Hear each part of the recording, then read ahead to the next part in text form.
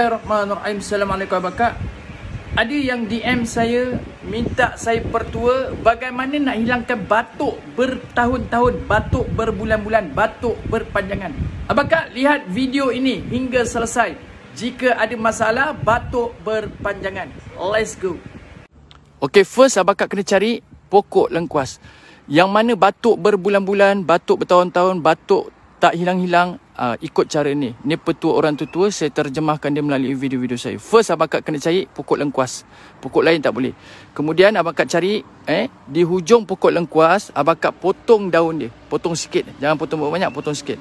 Potong sikit, kemudian masuk daun ni di dalam botol. Di dalam botol, kemudian ikat sikit.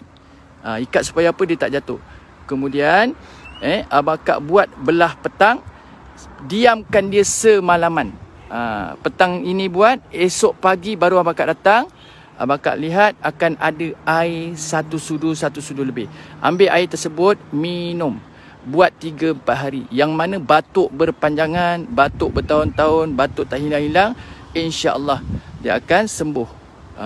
Cari pokok lengkuas, pokok lain tak boleh. Cari pokok yang muda lah. Pokok muda yang macam ni, insya-Allah dia beri kesan yang sangat-sangat baik. Jangan cari pokok tua macam ni tau. Pokok tua dia punya air kurang. Cari pokok muda macam ni, dia masih fresh. Pokok apa? Pokok lengkuas. Okey abang, insya-Allah jadilah hidup kita resmi padi, makin berisi makin